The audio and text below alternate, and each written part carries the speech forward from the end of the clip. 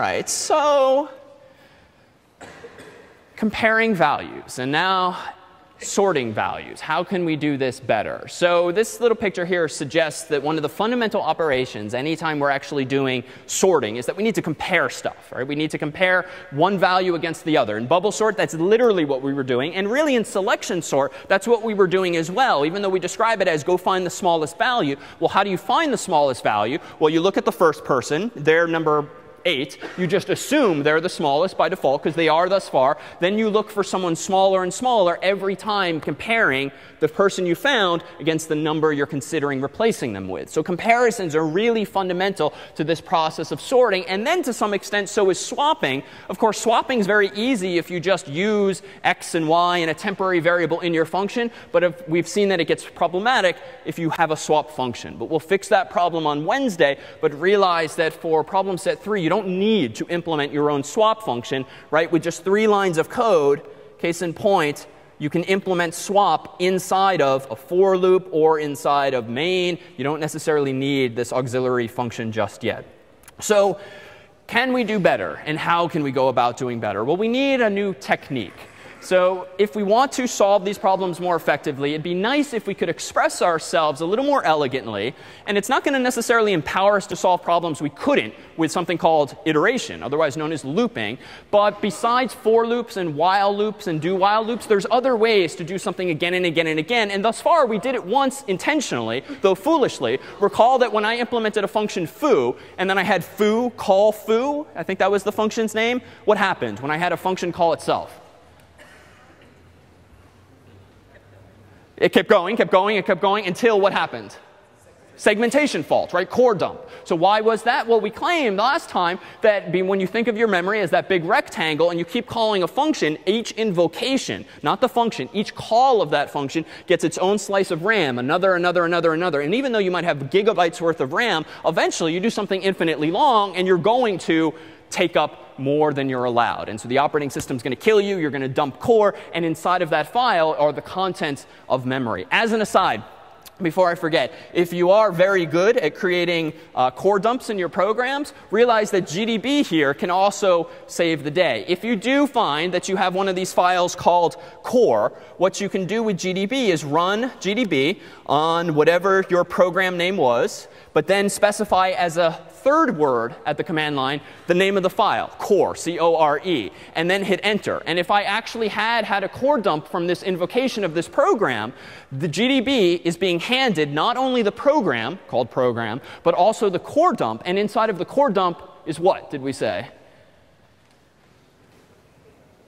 It's the contents, essentially, of RAM at the point your program crashed, which means this is your opportunity for an autopsy of sorts. This is the dead program sitting there in the file called core. And with GDB, you can now step through and type print and other commands to actually look inside of what happened there. So there, too, is an opportunity. All right, but we'll be having plenty of segmentation faults Wednesday onward when we finally introduce something called pointers. But for now, really an elegant technique. And this is something we won't use all that often this semester, but in future courses, if you decide to proceed, particularly courses like 51 or in a data structures or algorithms class, or really in the real world, when you start trying to solve really complex problems, this notion of recursion is really powerful. And recursion boils down to calling yourself. Like you are a function, you are said to be recursive if you call yourself. Now, we saw last week that this is apparently a bad thing. If you call yourself, you get into this infinite loop and you segmentation fault. But that's true if you just call yourself if you just call yourself again and again without even considering stopping. But suppose we introduce a branch or a condition that says, sometimes you should stop, so that we can short circuit this otherwise infinite looping. So here's some generic pseudocode for that algorithm merge sort. So just as a teaser here, here's how merge sort works. Merge sort was that super fast algorithm we saw at the end of last week, and we saw among the 8 candidates today. It works as follows. If you are handed n elements, and n is less than 2, you just return, right? If you get fewer than 2 elements, how big is the list? It's 0 or 1. In either case, the list is sorted, so you're done. Else, if you actually get an interesting sized list of size 2 or 3 or 1,000 or anything bigger, you're going to instead do this. Sort the left half of elements, sort the right half of elements, then merge the sorted halves. That's it. Right? You might have thought that merge sort, wow, must be really interesting, complex. It's going to take a really complex demonstration. But no, probably actually didn't think any of that. So instead, merge sort is defined literally this simply.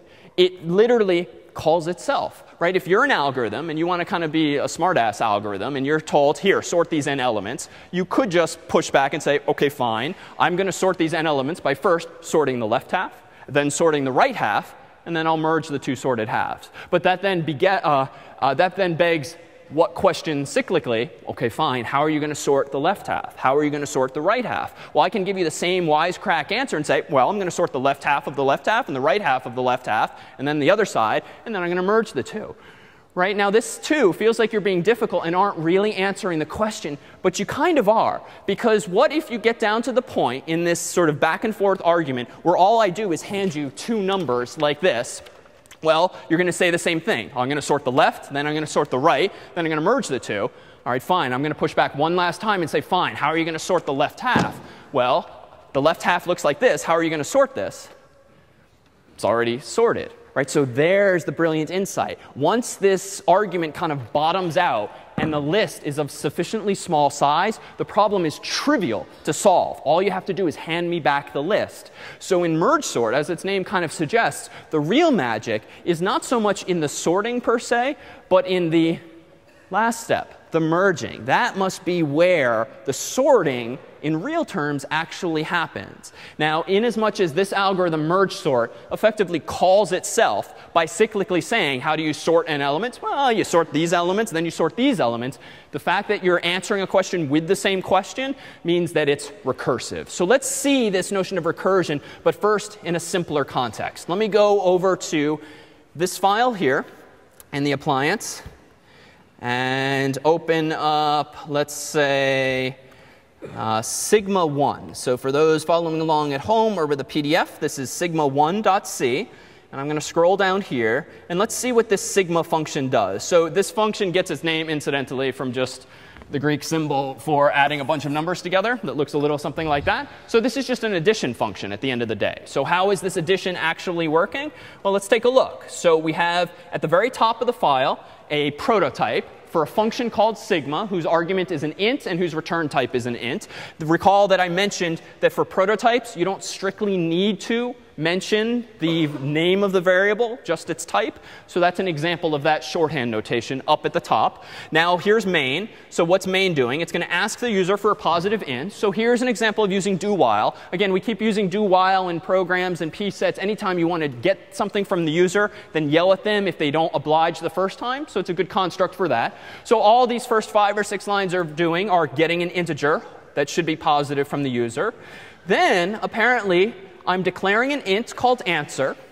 I'm storing in answer the result of calling a function whose name is sigma, and the input to sigma is n, whatever the user typed in.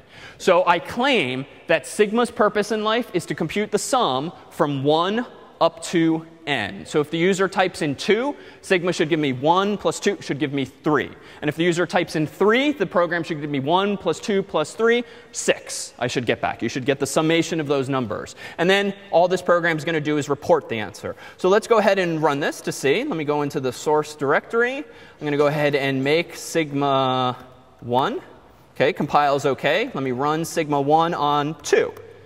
Oh, no, doesn't take a command line argument. Let me run sigma 1, then give it its number, 2, and it does give me 3. If I give it 3, it gives me 6. If I give it 10,000, it gives me a really big number. So it seems to be working, but it could be the difficult one, or the TF. Do something like this. That was probably a bad idea. So what might be happening here? That's a pretty big number. It's bigger than 4 billion.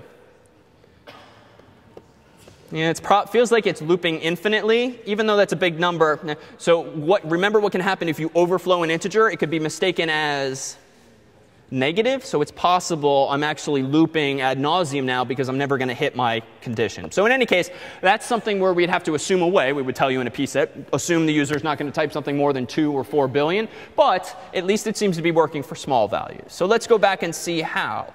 So how is sigma working? Well, it's actually pretty simple, right? And this is kind of week 1, week 2 stuff now. So sigma takes an argument. We called it m, but it could be anything so long as it's an int. First, we do have a bit of, oh, so interesting. I actually made that up just a moment ago because I'm actually checking for a negative value. So it must be something else. And we could use GDB to figure out what was really going on there.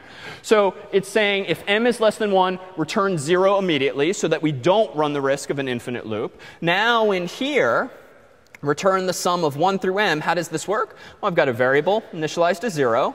I've got a for loop that's going to go from literally 1 up to and equal to m. So that's a literal translation of the goal. And then sum plus equals I, and then return the sum. So it feels like a very reasonable, simple implementation of summation from I equals 1 up to m, and then returning the value. And we did get back that value.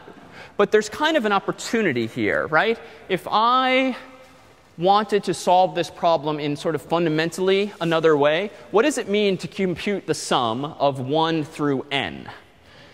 Well, if I want to be the wise ass like here, it's really, all right, it's n plus the sum of 1 to n minus 1. All right, so that begs the question, what is the sum of 1 to n minus 1? Well, it's n minus 1 plus the sum of 1 to n minus 2. And OK, fine. What's the sum of 1 to n minus 2? Well, it's n minus 2 plus the sum of 1 to n minus 3. Right? So you keep going and going and going. And this could become problematic if you do go negative. But if at some point you do have a mental check that says what? What's the sum of 1 to 1? Well, it's just 1, so you better stop asking me this stupid question, right? At some point, there should be a very simple case, let's call it a base case, where it just wouldn't make sense to recursively or to cyclically ask the same question again. So let's translate that idea now to code. Let me go ahead and close sigma 1 and open up sigma 2 instead. And scroll down here and notice this part of the program is now identical. I still have a printf and a do while loop. I still have a sigma call storing the result in answer. And I still print out what the answer is. The only thing that's different now is the implementation of sigma. So let's scroll down here and look how relatively simple this now is. No extra variables, no for loop, no plus plus, no syntactic distraction. There's like real elegance here. In fact, if I get rid of these comments, just look how simple it is to express this idea.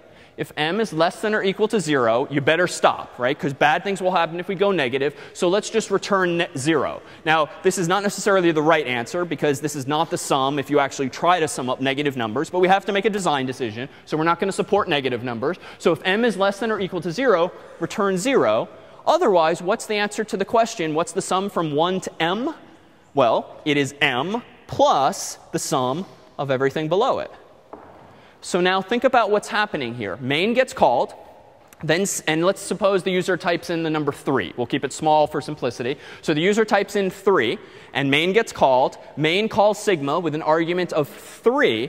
What does sigma do? Well, sigma says, all right, is 3 less than or equal to 0? No. So we do the second case, the else. So what's the answer to the question? What is the sum of 1 through 3?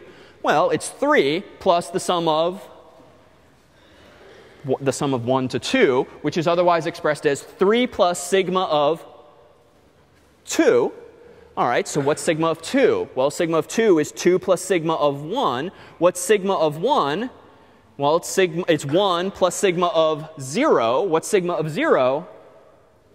That's where we hit the base case, right? So this is the thing I did not have a week or two ago when I completely broke the program by just having foo call itself again and again. I never once said, if something is true, stop doing this. But indeed, with a recursive function like this, if you do have a decision point that says, stop the recursion, if something is true, you avoid that process of overflowing the stack, so to speak. So let's see if this thing now works. Let me go